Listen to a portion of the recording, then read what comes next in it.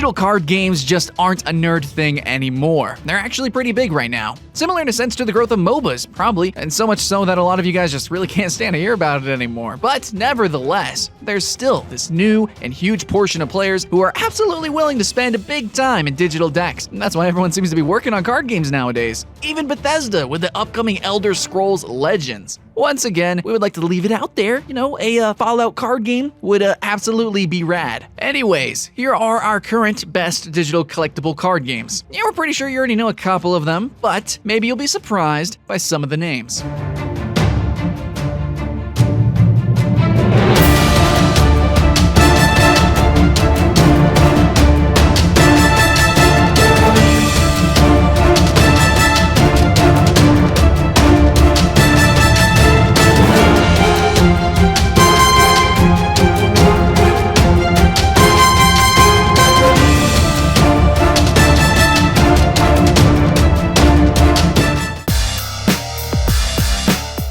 Might and Magic Duels of Champions is a damn fine game with over 770 cards from the popular universe of Might and Magic. With different factions, dozens of heroes, and different game modes, this game was bursting with life and players during 2014 and a bit after. So, if it's such a good game, why isn't it ranking higher in our top 10?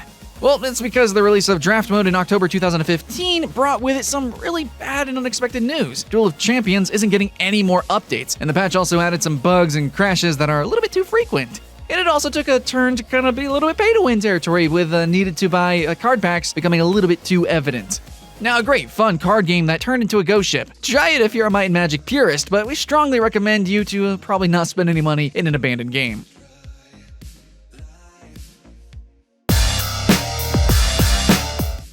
SOLFORGE is a fairly simple card game that isn't particularly inventive with its board layout, but at least the card artwork is pretty good, although not exactly extraordinary. While this may look like just one more, it has this twist to make it stand out from the rest of the competition, the card leveling. So you're playing with these cards, and you have to try and get a stronger version of them just in case. It's a fast-paced game, and leveling the cards can have this addictive feel to it, but SOLFORGE doesn't have the gameplay depth of other collectible card games. While the wargaming trilogy, World of, is pretty popular with high production values, collectible card game spin-off World of Tanks Generals seems to be rather low profile for some unknown reason. The gameplay is simple enough to learn, but offers enough depth for some interesting strategies. However, you won't find anything here that you haven't seen in other digital card games. It's more suited for the big fans of World of Tanks and even those with a passion for maybe armored vehicles, but we doubt that casual players will choose this one over some of the other very popular offers. And those visuals! Yeah, well, let's just say that the cards don't look completely terrible, but the board. Yeah, so much could be done with it to make it more appealing, because first impressions usually count a great deal to catch players' attention.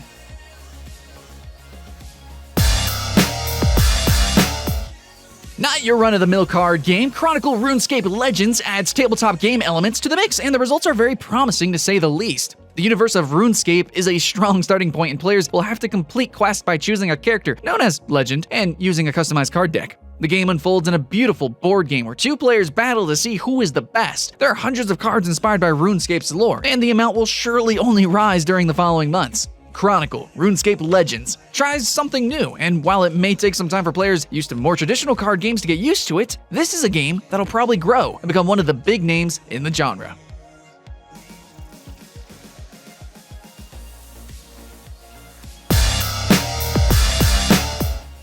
Okay, so if Hearthstone and Magic the Gathering just happened to have a baby, it'd probably be called Spellweaver. Yeah, the biggest drawback of this game is something that probably could be pinned to a lot of others, and it just kind of looks a bit generic. I mean, after all, it's the usual fantasy fare that some of you are probably already a little bit tired of. However, don't skip it yet, as it has a few things going for it, such as a really nice rewarding free-to-play model, or at least at the time we were making this.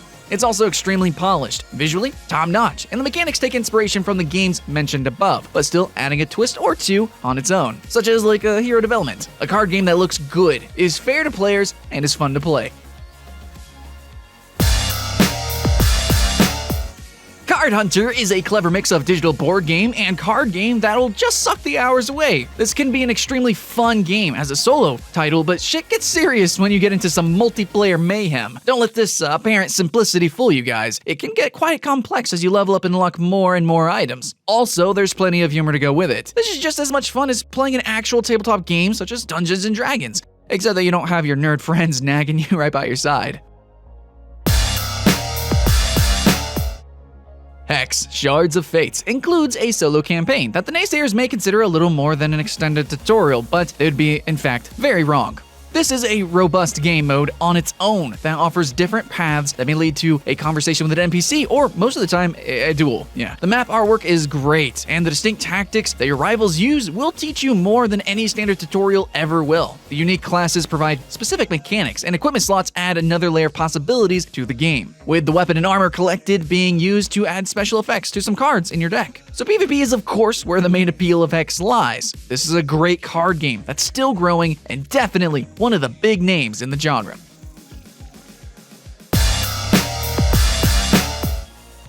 Infinity Wars is one of several collectible card games that are out there, trying to make a name for itself with some cool features. First of all, it's impossible not to notice the outstanding card artwork, and the cherry on top is that every card is animated in a smooth, beautiful way. As far as the presentation goes, Infinity Wars is one of the best of its kind, but it's not just about the looks. This game tries to differentiate itself from the standard card games, adding a few twists to the mechanics such as a support zone, defense zone, or command zone, and you can win the battle in two ways, draining health or morale. Other highlights is simultaneous play. That's right, so both players choose their actions and then the game begins resolving, which means that you have to be a true tactician to anticipate your rival's moves. That's right, turns happen at the same time. A truly great game that asks you some time to learn its mechanics, but then rewards you greatly for it.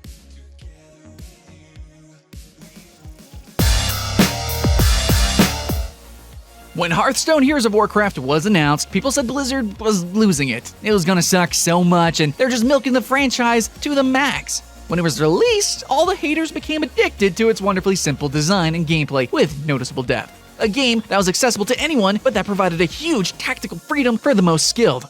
With a clean presentation and accomplished atmosphere, Hearthstone is above everything else fun, but as it usually is the case, you'll only be able to rival the best players if you spend many hours playing the game to get the best cards, or you use real money to get some better chances. Nevertheless, it's a very fun game, even without spending $1, and it started a digital card game frenzy that isn't about to end anytime soon. Hearthstone may not be the most in-depth collectible card game around, but it certainly is one of the most fun to play, and one of the biggest mass appeals right now.